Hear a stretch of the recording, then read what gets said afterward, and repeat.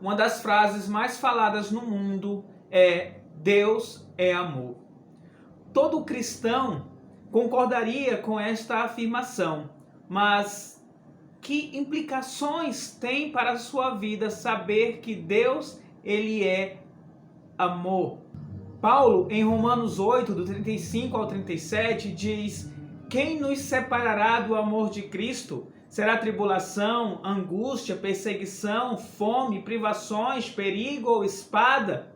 No versículo 37 ele diz: mas em todas estas coisas nós somos mais do que vencedores por meio daquele que nos amou. Este, com certeza, é um dos versículos mais lindos da palavra de Deus, que traz uma grande segurança e um grande conforto. Mas você entende como ele se aplica à sua vida? Você entende que diferença pode fazer saber com certeza que Deus é amor, que Deus, ele te ama? Eu sou o pastor Sidney, pastor na Igreja Batista Jardim Floresta. Esta é a aula número 5 da nossa Escola Bíblica Dominical com o tema O Amor Leal de Deus.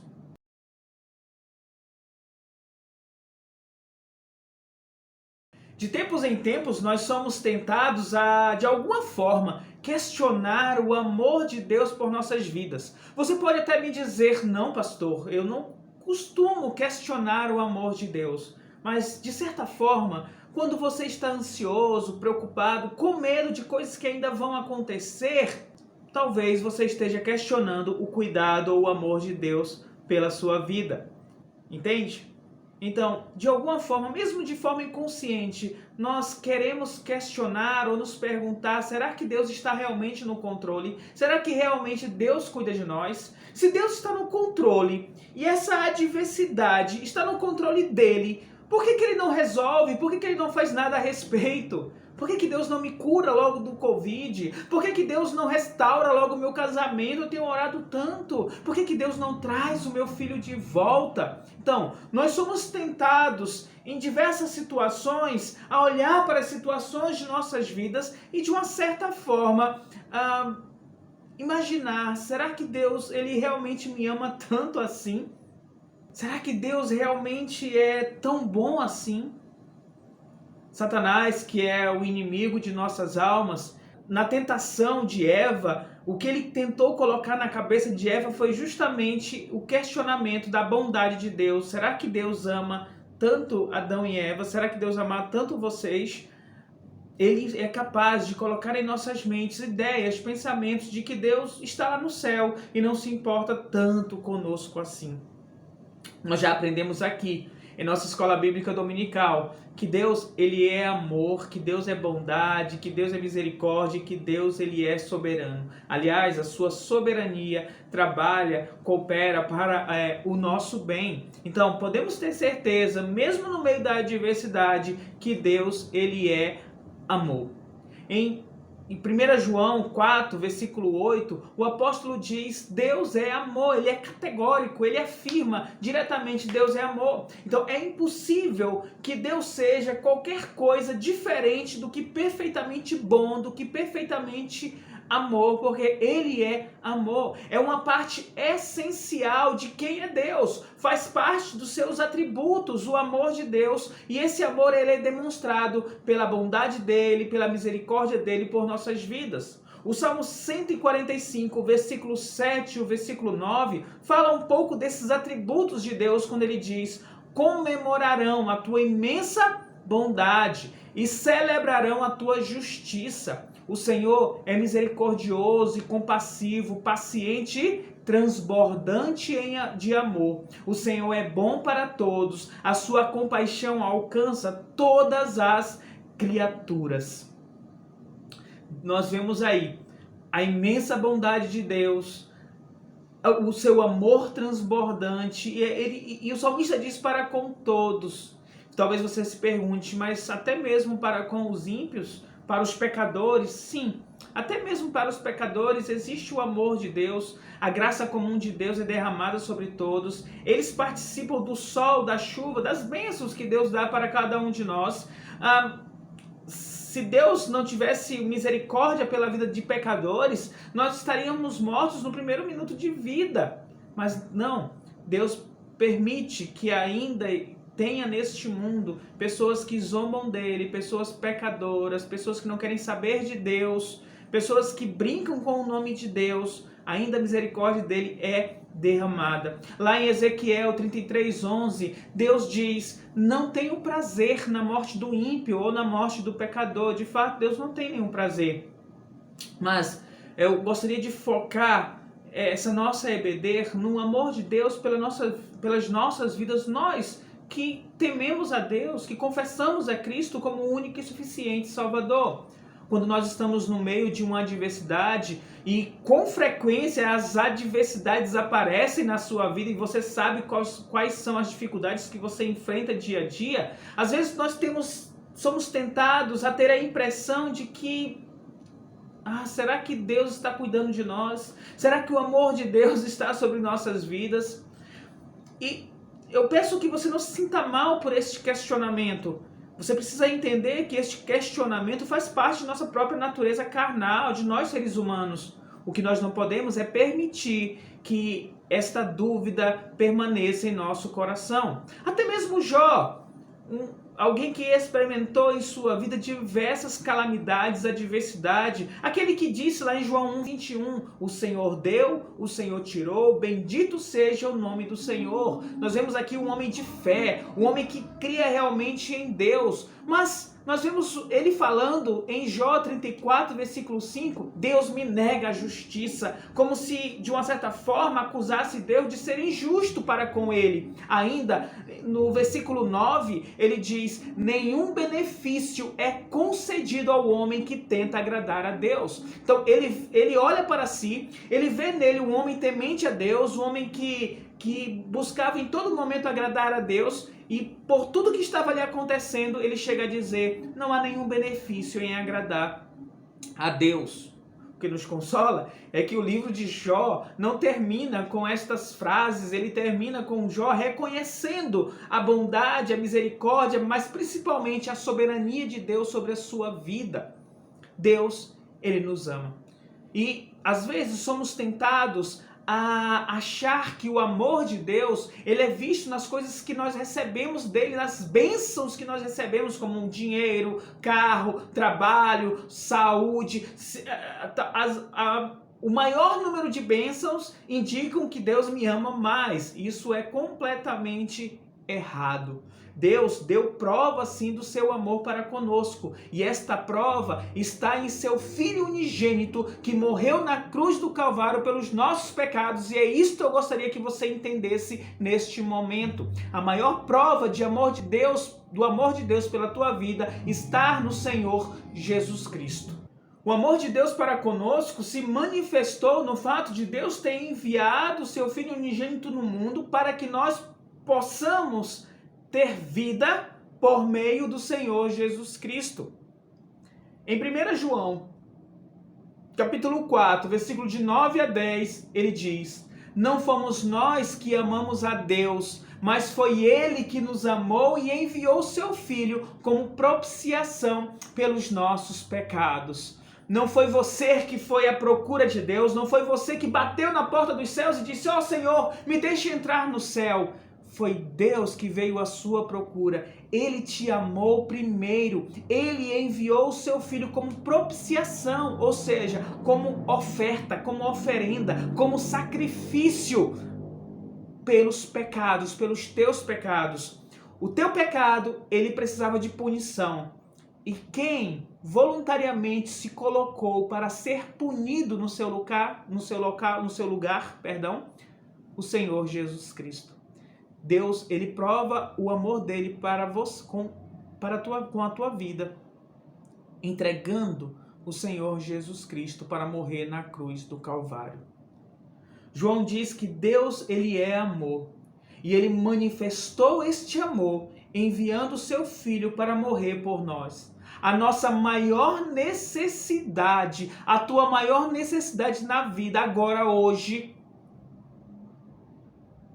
é a salvação, é a libertação. A tua maior necessidade não é se ver livre de doenças, se ver livre do ruim. Essas coisas fazem parte deste mundo, desta terra. Agora, tem algo que tem implicações eternas, que é justamente o perdão dos teus pecados. Porque não adianta nada você ter uma vida feliz, abundante, cheia de dinheiro, cheia de paz neste mundo, se ao final da tua vida você não crer no Senhor Jesus Cristo, sendo a sua morada eterna o inferno. Não valeu nada que os 80, 60, 100 anos que você viveu nessa terra. Então, a maior necessidade do ser humano, a tua maior necessidade é a salvação. Então, o que foi que Deus fez? Ele supriu a sua maior necessidade, enviando o Senhor Jesus Cristo para morrer na cruz no seu lugar. Então, nenhuma calamidade, nenhuma adversidade nesta vida se compara com a absoluta separação eterna de Deus. Jesus disse que nenhuma alegria terrena poderia ser comparada à alegria eterna de termos o nosso nome escrito no livro dos céus. Lucas 10, 20. Então, nenhuma adversidade terrena, nenhuma maldade que os homens podem fazer, nenhum vírus, nada, nenhuma calamidade neste mundo pode ser comparado à terrível calamidade ou dor do juízo eterno de Deus ou a morte eterna que é o inferno. Portanto, eu gostaria muito que você entendesse este ponto. Quando nós afirmamos que Deus demonstra o seu amor enviando o seu Filho, nós estamos aqui dizendo, Deus manifestou o seu amor satisfazendo a nossa maior necessidade. Uma necessidade tão grande que outra pessoa não poderia pagar a não ser o Senhor Jesus. Se desejamos a prova do amor de Deus por nossas vidas, nós temos que olhar para a cruz de Cristo. Foi na cruz de Cristo que Jesus Cristo se ofereceu como sacrifício pelos nossos pecados. O Calvário é a prova objetiva, absoluta, irrefutável do amor de Deus por nossas vidas. O melhor de Deus já veio. E o melhor de Deus é o Senhor Jesus Cristo, que foi entregue na cruz do Calvário em nosso lugar. O preço foi pago por ele. O Pai deu o seu Filho e o Filho entregou a sua vida por nós. Pense um momento sobre quem você era sem Jesus Cristo. A sua condição era a mesma condição que eu tinha. Miserável pecador que estava diante da ira de Deus. Paulo diz em Romanos 5,8, mas Deus prova o seu amor para conosco ao ter Cristo morrido por nós quando ainda éramos pecadores. Perceba que o amor de Deus por nós foi demonstrado não quando nós batemos na porta dos céus, não quando nós dissemos, eu aceito a Jesus Cristo, aí agora Deus vai me amar. Não, o amor de Deus pela tua vida foi antes, quando Ele enviou o Senhor Jesus Cristo, quando Ele morreu na cruz pelos seus pecados. Deus, Ele já te amou. E é interessante pensarmos sobre isso, porque às vezes, ou geralmente, nós olhamos para as pessoas e vemos assim, aquela pessoa é uma pessoa correta, é moralmente correta, aos olhos da sociedade pode ser uma pessoa bondosa, né? E, bom, talvez aquela pessoa vá para o céu, mas é difícil nós vermos a nós mesmos como Deus ele nos vê. Deus ele nos vê como inimigos, apartados dele, por quê? Porque estamos no pecado. Nós já nascemos no pecado, não há nenhuma obra, não há nada de bom que você faça para merecer o amor de Deus. Colossenses 1:21 diz, antes vocês estavam separados de Deus e em suas mentes eram inimigos por causa do mau procedimento de vocês. Nós estávamos separados de Deus, não havia nada que você pudesse fazer para se aproximar de Deus. Lá em Efésios 2, Paulo diz que você estava morto em seu delito, no seu pecado, você seguia o curso deste mundo, você seguia a vontade do diabo, você seguia as suas paixões pecaminosas, você amava o mundo, amava a vontade do diabo, amava a sua consciência pecaminosa. E talvez não fosse por uma decisão consistente, deliberada, eu vou seguir o diabo. Mas nós agíamos assim pela nossa própria natureza, nós estávamos debaixo do poder, do domínio do diabo. Atos 26:18 diz: para abrir-lhes os olhos e convertê-los das trevas para a luz, do poder de Satanás para Deus, a fim de que recebam o perdão dos pecados e herança entre os que são santificados pela fé em mim. Então, o propósito do evangelho, do amor de Deus, é converter-nos das trevas para a luz, do poder de Satanás para Deus, para recebermos o perdão de nossos pecados. Colossenses 1:13 ainda diz: pois ele nos resgatou do domínio das trevas e nos transportou para o reino do seu Filho amado. Então a nossa situação, a tua situação era nas trevas, no pecado, mas Deus te transportou, te tirou desta situação, te colocou no reino do Filho amado.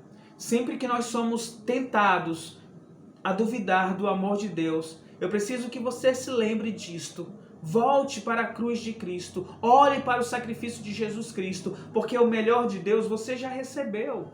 A maior bênção que você poderia receber de Deus, você já recebeu, que é crer, a oportunidade de crer no Senhor Jesus Cristo como teu único e suficiente Salvador. Deus, Ele te amou o suficiente ao ponto de dar o seu Filho, o melhor de si, para morrer na cruz em teu lugar. Com certeza, o amor de Deus foi suficiente. E com certeza esse amor suficiente de Deus pela tua vida, pela minha vida, demonstra que Ele tem cuidado de nós. Então, pense comigo desta forma. Tendo Deus me amado até as últimas consequências, a ponto de enviar o seu Filho para morrer na cruz do Calvário para me salvar, não é possível que Deus me deixe de me amar, não é possível que Deus vire as costas para mim no momento da adversidade, da calamidade, da aflição. Se Deus nos deu um presente tão precioso que foi o Senhor Jesus Cristo, não há dúvida de que também Ele fará tudo para o nosso bem, para a sua glória. Deus, Ele não abrirá mão de nós, Deus, Ele não nos deixará sozinho, porque se Ele já deu o melhor para nós, Ele vai continuar cuidando de nós. Romanos 8:32 nos diz: mas aquele que não poupou nem o seu próprio filho, mas pelo contrário o entregou por todos nós, como não nos dará também com ele todas as coisas? Deus, Ele não poupou nem o seu próprio filho. Como é que Ele não vai nos dar todas as coisas que nós precisamos? Para a glória dEle, para o nosso bem. Nós já falamos sobre isso em vídeos anteriores. A lógica aqui é, se Deus nos amou a ponto de usar e dar o seu maior dom, o Senhor Jesus Cristo, então certamente Ele não reterá de nós nenhuma bênção que servirá para o nosso bem e também para a sua glória. Então, meu querido irmão, graças a Deus, nós podemos confiar em Cristo como nosso único e suficiente Salvador. Nós que somos crentes, que seguimos o Senhor Jesus, nós podemos ter a fé e a certeza que Deus, Ele nos ama. Ele se comprometeu conosco através do nosso Senhor Jesus Cristo de ser nosso Deus. Nós somos chamados povo de Deus. Hebreus 8:10 diz: esta é a aliança que farei com a comunidade de Israel depois daqueles dias, declara o Senhor. Porei as minhas leis em suas mentes e escreverei em seus corações. Sereis o Deus dele e eles serão o meu povo. Nós somos povo de Deus. Somos filhos de Deus. Deus, Ele nos ama. Ele nos ama por intermédio do Senhor Jesus Cristo. E isso é importante você observar. Ele nos ama por intermédio do Senhor Jesus Cristo. Ele nos adotou como um filho por conta do Senhor Jesus Cristo. Ele enviou o seu Espírito Santo para viver em nós por causa do Senhor Jesus Cristo. Então, Deus nos ama com um amor muito especial. Colossenses 3:12 nos chama de santos e amados, eleitos de Deus. No Salmo 103:11 diz: pois seu amor para com os que o temem é grande, tanto quanto o céu se eleva acima da terra. nenhuma calamidade, nenhuma adversidade pode ser maior do que o amor de Deus por nossas vidas. E esse amor tão grande que eu tenho falado aqui, ele não é derramado sobre nós porque nós merecemos alguma coisa, mas porque nós estamos unidos com o Senhor Jesus Cristo. Romanos 8,39 já diz: nada poderá nos separar do amor de Deus que está em Cristo Jesus, o nosso Senhor. O amor de Deus, ele flui inteiramente para nós por intermédio do Senhor Jesus Cristo. É importante compreendermos este conceito. O amor de Deus está em Cristo.